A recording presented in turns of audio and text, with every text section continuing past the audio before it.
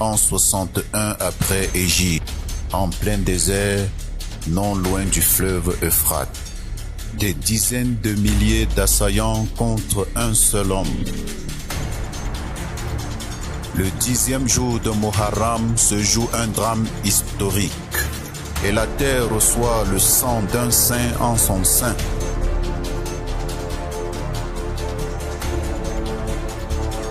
L'appel d'Ashura attire l'attention des hommes de toutes les religions. La mort dans la dignité vaut mieux que la vie dans le déshonneur. À présent, 13 siècles de l'histoire de ce grand homme se sont écoulés. Ici, c'est Karbala, point de rendez-vous de millions de pèlerins. Un seul nom gravé dans tous les esprits et au bout de toutes les lèvres. Hussein ibn Ali.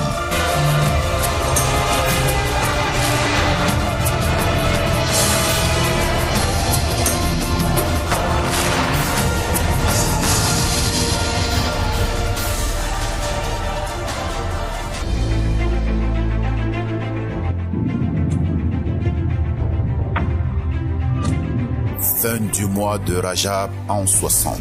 Muawiya ibn Abi Sufyan décède. Son fils le remplace à la tête du régime omeyyade à Damas. Premier geste, Yazid demande à Hussein ibn Ali à Médine de faire allégeance. Hussein ibn Ali rejette la demande d'allégeance. Il se rend seul à la mosquée du prophète à Médine pour se recueillir sur sa tombe. Cette demande d'allégeance n'avait rien de nouveau puisque ça a toujours été la préoccupation des Omeyyades.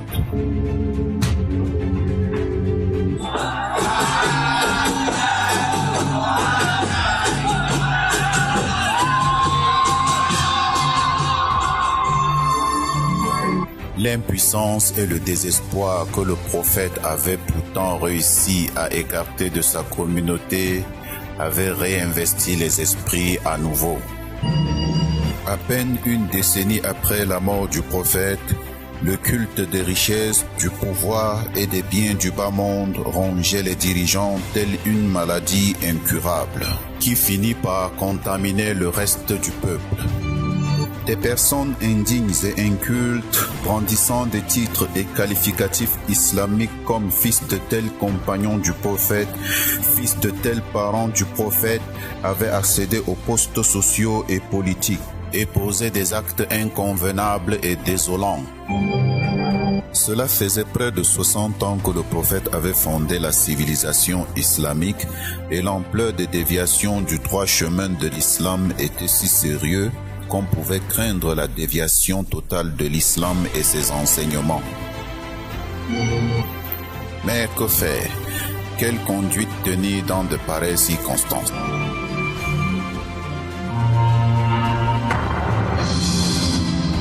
Après avoir convoqué l'imam au palais, le gouverneur de Médine ne réussit à obtenir son allégeance. Après son retour du palais du gouverneur, l'imam se rendit sur la tombe du noble prophète et y passa toute la nuit à prier et invoquer Allah. Comme si personne dans de pareilles circonstances ne pouvait comprendre et partager la douleur de l'imam. Le gouverneur de Médine qui attendait la réaction de l'imam à propos de l'allégeance à Yazid pensa qu'Hussein ibn Ali avait quitté Médine. Avant le refus d'allégeance d'Hussein, les Omeyyades avaient déjà planifié son assassinat. Avant de mourir, Muawiya avait évoqué et préparé la succession de Yazid. Vu la personnalité inconvenable de Yazid, l'opposition de quelqu'un comme Hussein ibn Ali et son refus d'allégeance semblaient évidents. Les Omeyyades se devaient de trouver une solution pour ne pas perdre le califat. Yazid n'arrivait même pas à garder les apparences de l'islam. Il consommait l'alcool et nageait dans la débauche sexuelle, ce qui signifiait « adieu islam ». Si quelqu'un comme Yazid veut régner sur la Ummah, il faut dire au revoir à l'islam. L'imam qui se préoccupait de l'islam et du bonheur réel du peuple dans la voie de l'islam authentique ne supporterait voir la religion disparaître au profit des coutumes païennes d'avant. Et pour défendre l'islam, il était prêt à donner sa vie, sa famille et ses biens. Les conditions évoluent d'une manière que le refus d'allégeance d'Hussein à Yazid soit interprété comme un acte d'apostasie.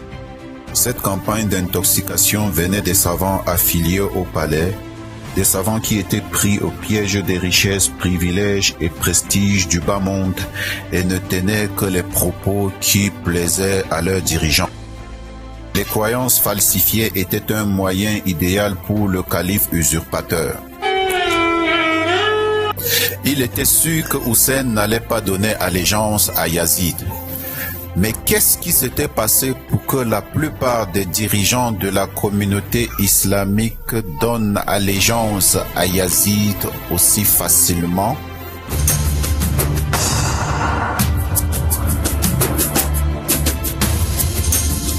Il s'agit d'allégeance épée sur le cou. C'était la première fois que le calife autoproclamé des musulmans obtenait allégeance par la menace et la terreur. À quoi cette allégeance ressemblait-elle à celle qu'on faisait à l'époque du prophète? La toute première allégeance dans l'islam fut celle que les tribus Aws et Khazraj venus de Yathrib firent au prophète à la Mecque. N'associez rien à Allah, ne commettez pas l'adultère, ne tuez pas vos enfants, ne faites pas de commérage. Tels sont les propos du noble messager lors des premiers accords de Aqaba à la Mecque. C'est après cela que le messager fut reconnu au sein du peuple comme garant de la législation islamique. Et la nuit tomba. Imam Hussein se rendit une fois de plus près de la tombe de son grand-père le prophète et fit 2 rakats de prière, puis s'entretint avec son Dieu. Seigneur, j'aime tout ce qui est bien et déteste tout ce qui est mauvais. Ô Seigneur, au nom de cette tombe et de celui qui y repose, j'aimerais que tu agrées la décision que j'ai prise. Au petit matin, des hommes et femmes du clan Hashim venaient dire au revoir à Imam Hussein. Accompagné de ses enfants, ses frères, ses cousins et d'autres membres de sa famille, Imam s'apprêtait à quitter Médine.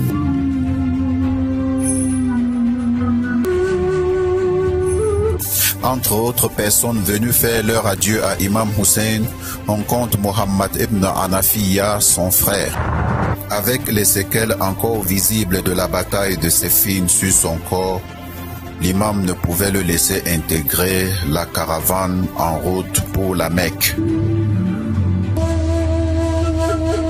Lors de la dernière rencontre avec Mohammed ibn Hanafiya, Imam Hussein lui confie un testament dans lequel il est écrit: je ne pars pas répandre le mal, la corruption ou l'injustice. Je pars pour entreprendre des réformes dans la communauté de mon grand-père, le noble messager d'Allah. Je veux ordonner le convenable, interdire le blâmable et restaurer la conduite du messager d'Allah.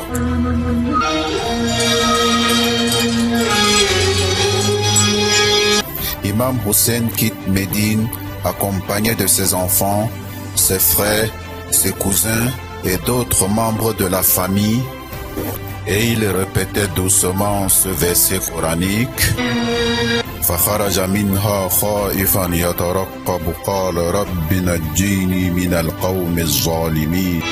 Il sortit de là, craintif, regardant autour de lui, il dit: Seigneur, sauve-moi de ce peuple injuste.